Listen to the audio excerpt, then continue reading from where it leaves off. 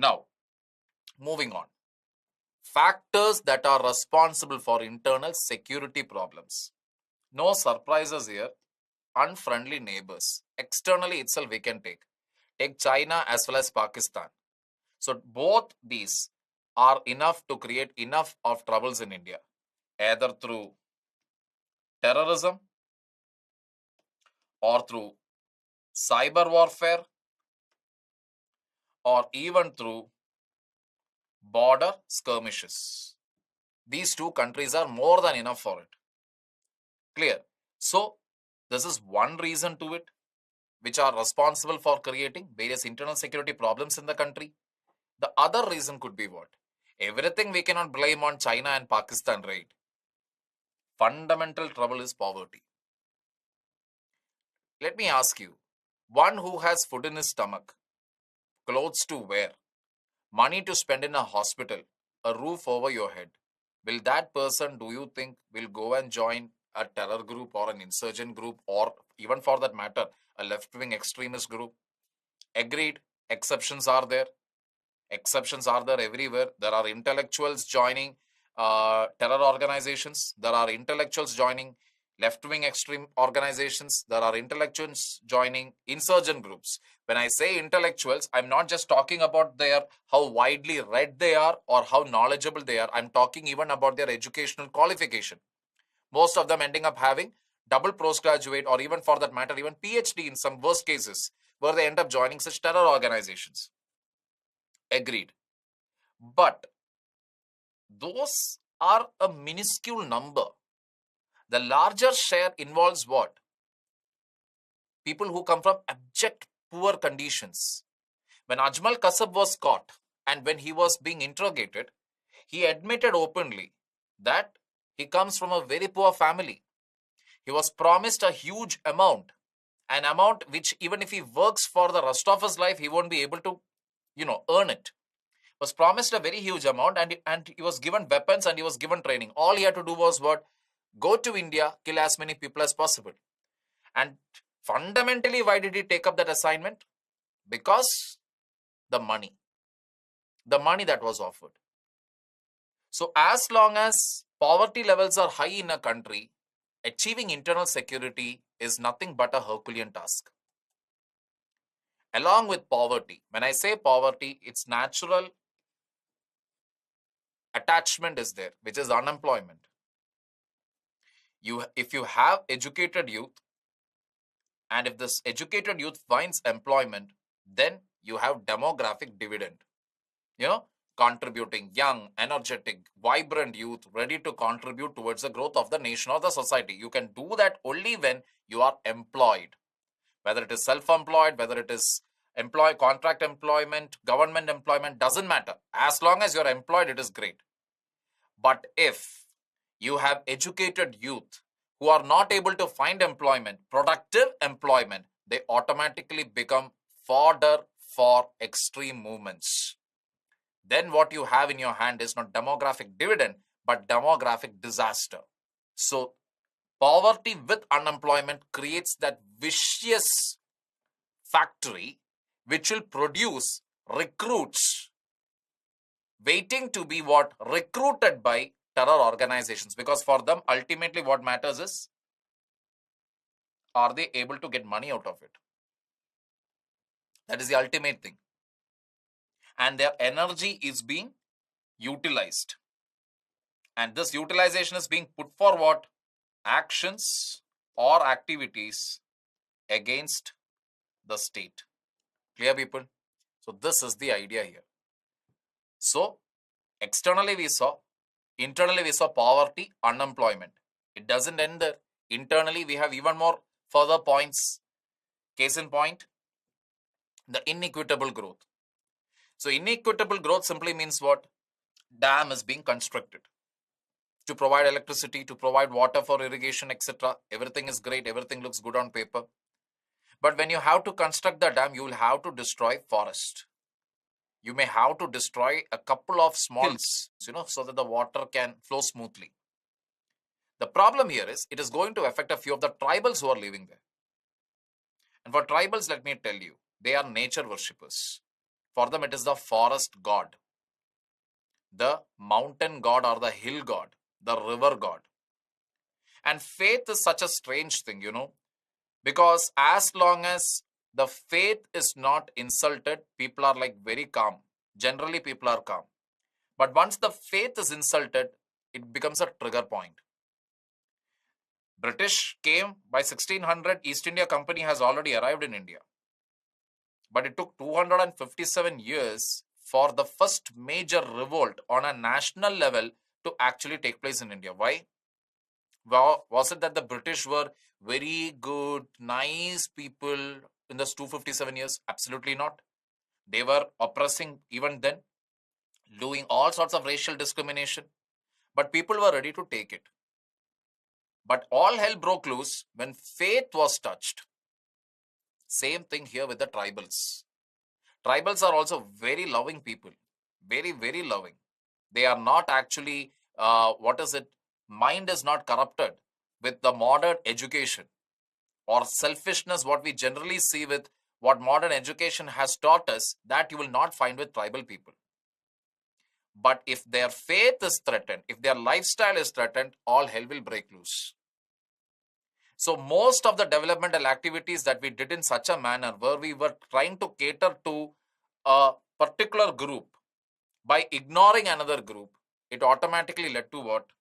Left-wing extremism. Getting the idea? So inequitable growth.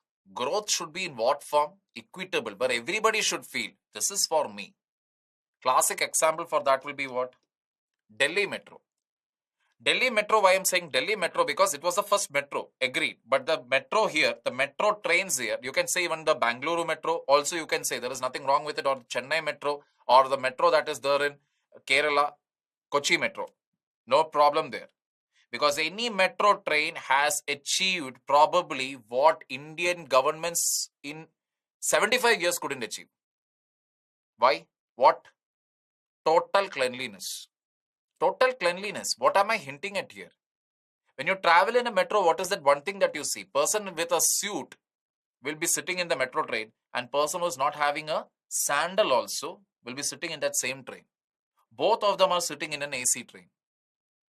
Nobody has vandalized it. Nobody has destroyed it. Nobody has spit in it.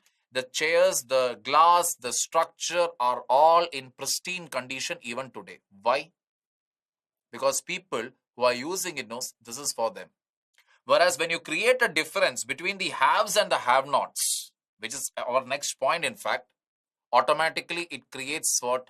It creates feelings of this is not for me. This is only for those person or people who have money with them.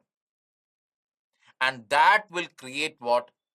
A negativity. And negativity will lead to violence. Getting the idea? So any growth that we are talking about should be equitable. It should be for everybody.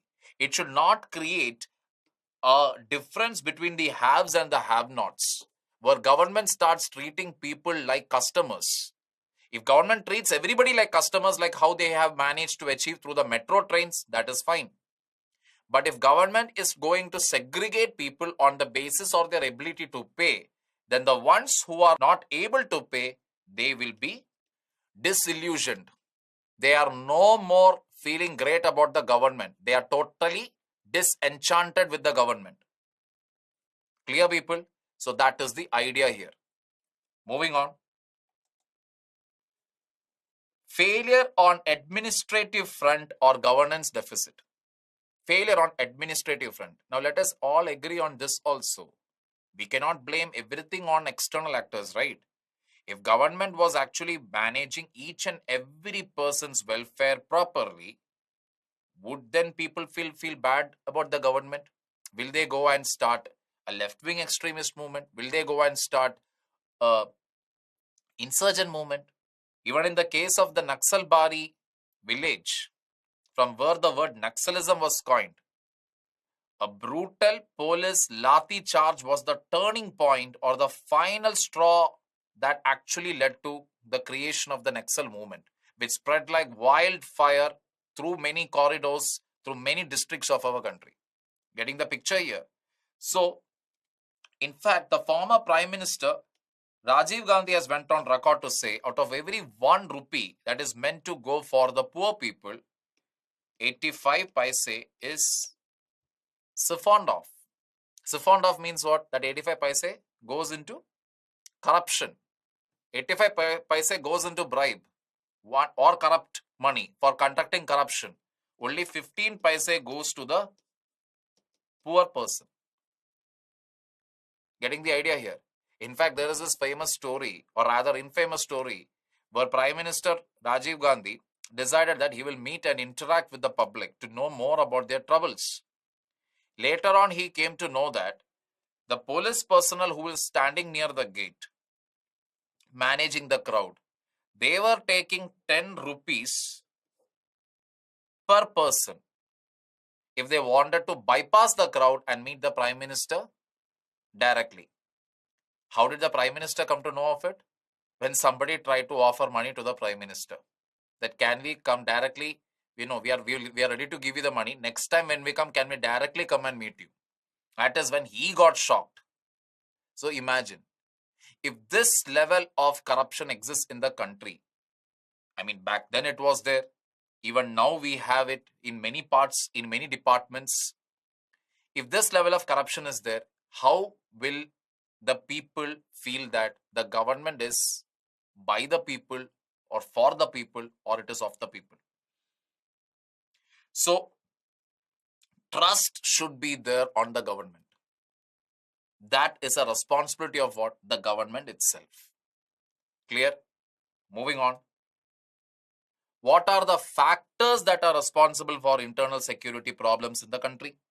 Under the category domestic dynamics. Whatever we saw so far was also the factors responsible. But here, specifically, I have read it out again for what joy?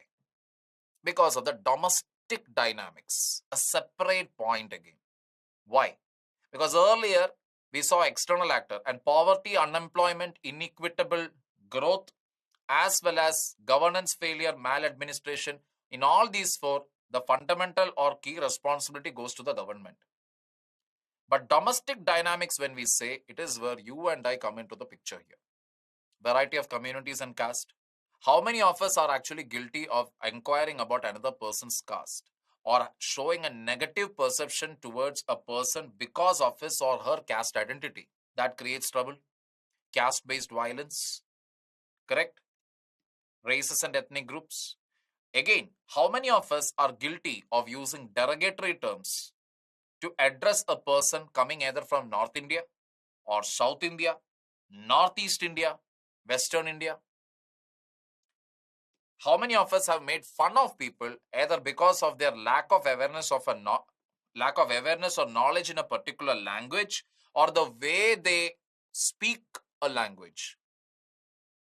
Once again, how many of us are notorious or guilty for insulting another person's religious belief or their custom and tradition? Because in overall all this, if we are anywhere, if we have made even a passing joke or a remark with regard to either of these four heads, that generally means we are intolerant. There is no doubt about it.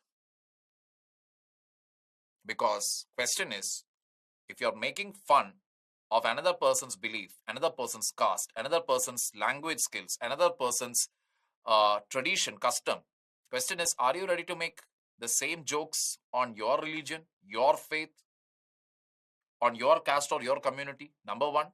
Number two, if you don't understand something, can't you at least respect it? What is stopping you from respecting it? And that fundamental disrespect what we show towards another man's caste, community, religion, language, etc. lies what? At the bottom of it all lies what? A general intolerance. A general inability to accept that we are all Indians. We are all citizens of the same country and we should stand united. Getting the picture here? This is also a reason why we have many sectarian violence, community violence, caste-based violence, religious intolerance. Again, demands for a separate state, demands for a separate region, all of that. Clear? Moving on. Other factors that are responsible includes the increasing communal divide, the rise of contentious based politics based on sectarian, ethnic, linguistic, or other divisive criteria, that is trying to unite people on the basis of a language, trying to impose a language. Now, let me tell you, East Pakistan became Bangladesh in 1971 Liberation War. But it started with what? It started with Urdu being declared by West Pakistan as the state language. The Sri Lankan Tamil Elam issue, when we talk about, that also started with language when Sinhalese was made the national language of the country. So in Sri Lanka, if you see, there are only majorly two languages being spoken. One is Sinhalese, the other is Tamil. In Pakistan, again, if you see, you can see mostly the language spoken is Urdu, followed by that Bengali. I'm talking about pre-1971 era. And in India, now let us take account. How many languages are there? How many dialects are there? If each language, if to every non-Hindi native speaker, if Hindi was to be imposed, what would be the end result? Because like I told you, culture, faith are very sensitive subjects. Very sensitive subjects. So imposing a language, especially when it is coming from top down, that is going to be very disastrous. Because automatically when anything is imposed from top down, there is always a tendency to question it. But instead, if people out of their own volition, they accept a language, case in point being, these days, if you look into movies itself, you can clearly see South Indian movies are having a pan-Indian acceptance. We can also see most of these languages, these movies that are coming out from South India, they are being accepted into North India in their original format, not even in the dubbed version. That is, an effort is being made to study the language, to know the culture, and appreciate the movie, so that they can accept the movie even more better. Is it happening because government is taking an initiative, or is it happening because out of an individual interest, out of a love for the culture? Getting the idea? Similarly, North Indian dishes being accepted very widely in South India. Is it because government took any initiative, or is it because people are ready to accept the new taste? So acceptance of culture should happen on the basis of individual volition. Government can do what? Government can create a conducive environment so that intermix of this culture happens. Getting the idea? This is how it should be. At an individual level, this is how it should be. You can use these points even for your interview. Questions on internal security is a given for your interview, and there they will be asking you what you will do, what do you think. They'll be asking your individual opinion. Where your individual opinion is asked, you should give it to them. So these points will become handy there. Clear? The other reasons: porous borders having difficult terrain, poor criminal justice, and large scale corruption. This we have already seen. The porous borders having difficult terrain, even that we saw, because I told you it is through these porous borders of Nepal, Bangladesh, Myanmar, Pakistan, that, either things are coming in or things are going out, both of which are creating trouble. Coming in the form of terror, fake currency, arms and ammunition, drugs. Going out in terms of smuggling. Sometimes even more worse, human trafficking. So all these are there. Clear? So now that we have discussed these major factors, let us try to understand what do you mean by internal security doctrine. It comprises of political factors, socio-economic factors, governance, police and security forces, center-state coordination, intelligence, border management, and cyber security. These are the major key elements here. In that, let us see one by one in detail. Political factors. Challenges to our internal security might be secessionist, separatist, or maybe regional in nature. I want a separate independent country. I want to be seeded from India. We don't want to be a part of India. It can be all these political aspirations could be there. We need a transparent policy with stringent laws to affect such elements.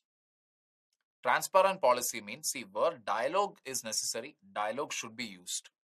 Where it can be resorted out. But if people are not ready to listen to you at all, people are hell bent on indulging in violence, then what should we do? Then obviously we cannot bend down. We as a country should show them that internal sovereignty is in the hands of government of India. But on the opposite hand, if regional aspirations and ethnic demands require a reasonably softer and sympathetic approach. What is aspirations and ethnic demand having a softer and sympathetic approach? Case in point being, let us say a region has been neglected throughout, totally underdeveloped since independence.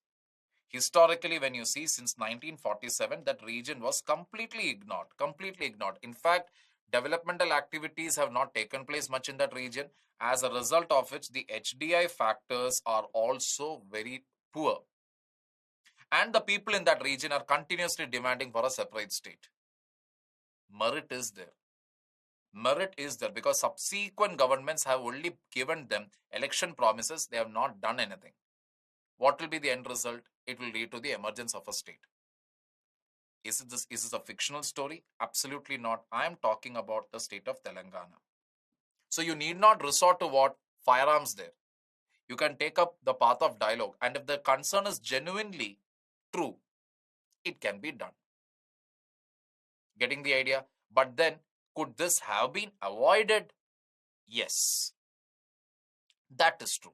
Why? Because if any one of the government or if at least the central government would have taken the initiative long time ago, this could have been avoided. Clear? So that is the thing. Where soft stance or regional aspirations which are softer and you can take up a sympathetic stand there. But if it is something where it is a hardline stand, complete independence, otherwise nothing, that sort of a stance means we have to resort to what? The security forces. Clear? Clear with this much? Moving on. Socioeconomic factors. Genuine socio-economic grievances of a society arising from acute poverty, unemployment, and displacement. So for these, specific schemes must be implemented targeting it. Development should reach all sections of the society and there should be no regional disparities.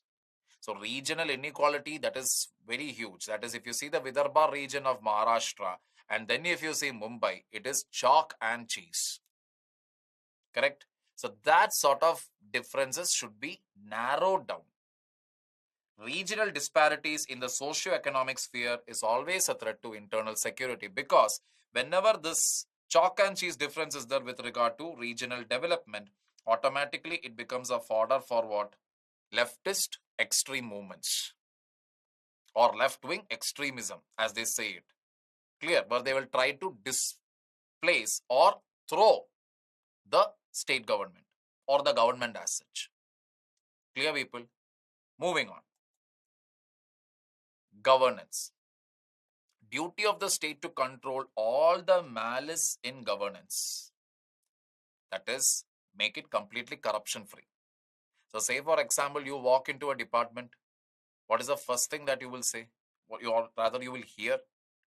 You will be hearing, come tomorrow. Or they'll show you the next table. So much so that going to a government department for any work, most people will hate it because it is mentally torture. Number two, it is economically very taxing. So because of these two reasons, most people don't prefer to go there. What is the end result? Again, it distances the citizen from the government. So it is up to the government to see to it that such corruption issues are solved. So case in point being, let me ask you, what if you go to a government department? On the date and time, what they sent you as an SMS message, they told you, come for your particular filing. Come on this particular date, come on this particular time. You went there, you got a token. When your turn came, you went, you submitted your documents. The officer there in charge looked at it, verified it, immediately gave you the necessary clearance what you needed. All happened without any mental torture. Doesn't it sound great? This is exactly what is happening in the passport seva kendras. This is exactly how it is functioning. Imagine the same thing were to happen for all your documents. You are given a time, you are given a date, you are given a slot much in advance which you booked online. And you go to a single window, everything gets cleared there, verified there. They tell you what is the next step or procedure. They will tell you whether you have all the checklist. A checklist is given to you so that all these documents should be brought in on that particular day. Don't you think governance will actually be much better? Provide good governance to the remotest of the areas and control corruption. So when everything becomes digital, when digital governance hits its peak, what is the very biggest advantage? Everything is accounted for. Digitally, everything is tracked. As a result of which, what happens? Corruption declines. Governance loopholes are more in the regions which are affected by extremism and other security challenges. Why? Because let us take Chhattisgarh or Jharkhand or Odisha, Bihar. Let us take these 4 states itself. If you actually look there, talk about the public distribution system, talk about the overall roads, connectivity, networking, it is not so strong. And where these are not strong, it always becomes easier for corrupt government officials to continue with their act of corruption. Getting the idea? Because they love it if left-wing extremism is maintained that way, because that way they can mint money. If left-wing extremism dies, then they will not be able to make money. Getting the picture here? So this should be handled. Again, at the initial stage itself. Moving further, police and security forces. Allegations of police atrocities and police indifference towards people's problems aggravate internal security problems. That is, in Europe, it is basically said that in certain countries, you can go and file a police complaint saying that my grasshopper, my pet grasshopper is missing. I need your services to help find it. It may sound as a joke, but then guess what? The cops actually will come to search it. That is the thing. Agreed, the complainant would be a kid. But the fact of the matter is, a kid is able to walk to a police station and actually file a complaint saying that my grasshopper is missing. And yes, an FIR will be registered. Can you imagine the same thing happening in India? Not at all possible. But that we have to reach that stage. We have to reach that stage where anybody and everybody can go to a police station and file a complaint. Once again, how many of us have went to a police station when our purse went missing? Or somebody pickpocketed our purse? As long as when we feel, okay, only 500 rupees and 2 ATM cards with it's okay, it's better, let it go. I will get a new ATM card. I can get a new driver's license. It's fine. It's okay. I'm not going to go to the police station. That will be the general attitude. Correct? But that is where it should stop. Because 50%, yes, we are also responsible for not using the services of the police force of the country. But another 50% lies with the cops too. Because it is up to them to see to it that an ordinary citizen is able to walk up to the police station and get a crime registered there. Police needs to be sensitized so that it becomes people friendly. We need to carry out police reforms. Because ultimately, if you see, police is the starting point, the initial starting point for delivery of justice. Police is also the face of the government. If policing is happening smoothly, 90% of the trouble is solved. 90% of major terror attacks, major separatist movement, insurgent movement, extreme left-wing extreme movements, etc., everything can be stopped at the initial stage itself. Getting the picture? Because even the Honorable Supreme Court has went on record to note that the 93 Bombay blast, which rocked Bombay, 15 minute Gap terror attack took place in Bombay. What the Supreme Court observed was that it was nothing but the corruption in the police department that led to the crime. Getting the picture? So customs officials, the police officials, they were indulged in corruption. That is a result, that is a reason why major terror attack took place. Result of the major terror attack led to even more violence further. It could have all been stopped in the initial days itself. If smuggling was stopped in the initial stage, when Dawood Ibrahim or Tiger Bayman started their whole smuggling activities in the initial stage itself, if they would have been caught and arrested and thrown in jail, the whole game would have been different. Getting the idea here? So everything can be stopped at the police level itself before things go out of hand. So an initiative has to be taken by whom? The cops too. Similarly, frequent clashes between police and armed forces with the public in Northeast region because of what? AFSPA. AFSPA has been kept there so as to deal with insurgent groups. Yes, but more often than not, police as well as the action of the police or as well as the action of the armed forces have come under question because of the indiscriminate use of AFSPA in unjustified circumstances. So that also needs to be what? A proper process, a due process should be put in place. Under what condition a person or an officer under question can get away for an action committed under AFSPA. Otherwise, what happens is it will still alienate the people from the government. When the distance between the people and the government, once it increases, that is when insurgent thoughts, separatist tendencies, both of this will increase. Clear? Center and state coordination. This is again equally important because more often than not what happens is the center will treat the state with a stepmotherly attitude, especially if there are two different political parties in the center and the state. An institutional framework needs to be developed which will resolve all these center-state coordination problems and will ensure synergy at all levels. When it comes to at least internal security, there shouldn't be any ego clashes between the center and the state because ultimately the country will suffer. Few cases of clashes between armed forces under AFSPA Act are witnessed in states like Nagaland. Very recent issue. Now goes without saying, it was a clear intelligence failure at multiple levels. Both central agencies as well as state intelligence bureaus, everybody failed. As a result of which agency finally came under the radar, came under public limelight? The army. And army is considered to be the face of what? The central government. So again, it creates a differences of opinion there. Getting the picture? So the proper coordination is missing somewhere even today. Even in 21st century, proper coordination with all this technology that we are having, even now this coordination is missing. So only when you bring that in there, only then you can ensure what? Center-state coordination. And when center-state coordination is there, ultimately who is the victor there? It is the ordinary citizen. Getting the picture here? Moving on.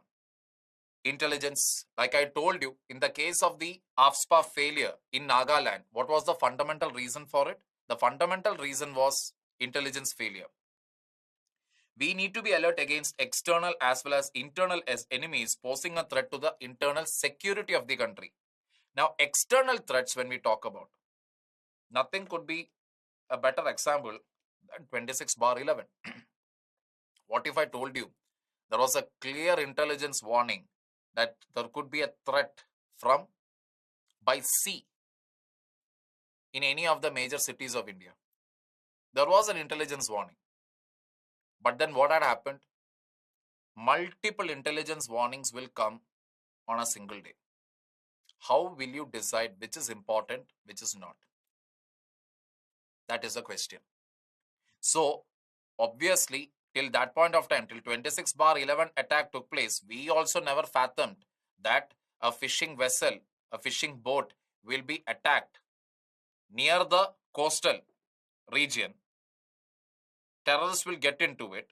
They will be able to hoodwink the Navy as well as the Coast Guard by dressing up as Indians or Indians who are Hindus, and then they will be able to come all the way till Mumbai, deboard the boat, attack Mumbai.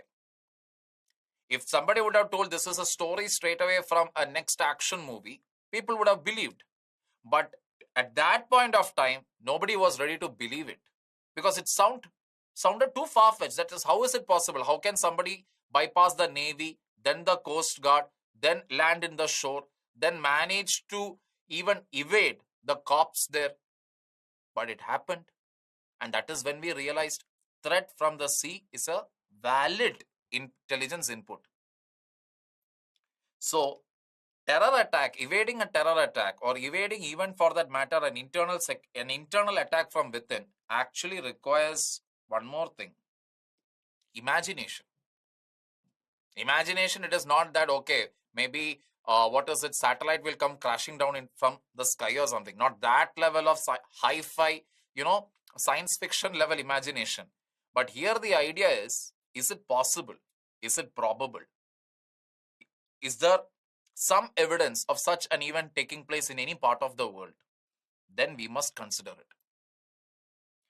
We need to have defensive as well as offensive intelligence to forewarn and neutralize impending threats and take proactive steps wherever required.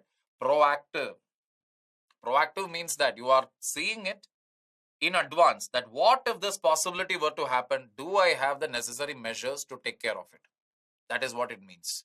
So that is what proactive is. Even before the event occurs, you take countermeasures for it. Or countermeasures could have been what for 26/11? Question every vessel. Question every person. Check every vessel. Check every suspicious fishing boats that are there along the border region. What would have happened then? Probably either the Navy or the Coast Guard would have seized all the weapons. Arrest would have taken place in the international waters itself. That would have been the end of it. Even if they were to attack them, the alert could have gone to the shore authorities that we are under attack here.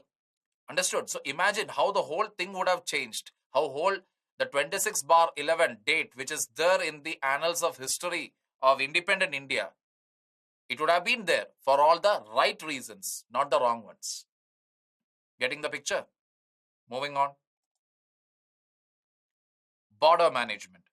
The country has land borders with 7 countries, practically 6 due to POK issue, stretching nearly 15,000 kilometers. So we share border with so many countries. And that itself create what? Enough amount of trouble already, which we have seen. Punjab and Kashmir border infiltration, coastal security, again in terms of 26/11, I already explained to you. LOC, LAC, ongoing issue between India and Pakistan as well as India and China respectively. Myanmar as a safe haven. All this have already been explained. So, we have to sort it out bilaterally. That is the first step. Second thing, strengthen the border security using laser guided weapons or even laser guided, borders, CCTV cameras, night vision goggles, absolutely seeing to it that no smuggling, no arms trade, nothing happens, no drone movement happens, nothing at all. So using technology and our defense forces to see to it that the border areas are sealed once and for all. Clear? The last but not the least, cyber security. See, these days, let me tell you, cyber security is going to be what? The next major theater of warfare in the 21st century. Interestingly, very often, more often than not, we will find these type of news. That is, a few cyber hackers from the side of Pakistan will hack into 1 or 2 government website in India. And as a retaliation, the hackers in India will literally go and hack all the government websites of Pakistan. One must understand here, From Pakistani side, we don't know whether it is with the support of the government or without the support of the government it is happening or not. But from our side, I can assure you, government, even before government realizes that the website has been hacked, our boys and girls from our side will already start giving a reply back. Interestingly, a few years ago, there was this interesting incident that took place. Apparently, a Malayalam actor, Lieutenant Colonel Mohanlal. Now, Mohanlal was given this Lieutenant Colonel title as an honorary title. It is not that he's part of the army or something. He's just an actor. But because of his army uniform and army photographs, a couple of Pakistani cyber hackers thought that he was an army official and they hacked his Facebook account. The fans of the actor retaliated by hacking the website of Pakistani Army's website in Pakistan. So what am I trying to hint here at? It is very easy these days to actually cripple a country by just hacking into the websites or crippling the critical infrastructure, especially the critical websites are there, which are very essential for a country's safety and security. So we should be proactive and imaginative and see to it that we have the requisite HR skills, human resource skills with us that will actually prevent such attacks in the future. Cybercrime is defined as illegal conduct in which a computer is utilized as a tool, a target, or both. A tool for what? Hacking operation, or you're targeting a particular computer for a sensitive information, or you can do both there. It is a rapidly developing field of crime and it is increasing at a rapid rate. That is, year on year, it is increasing by at least 120% to 200%, anywhere between these two values, sometimes even more than that. Clear? We need a robust mechanism under the IT Act to tackle the issue rising out of cybercrime and handling these issues. A mechanism is needed, proper rules and guidelines are needed. Clear? Understood this in this much in a nutshell? This is all just a brief, We will take up each and every one of this topic in detail in our subsequent modules.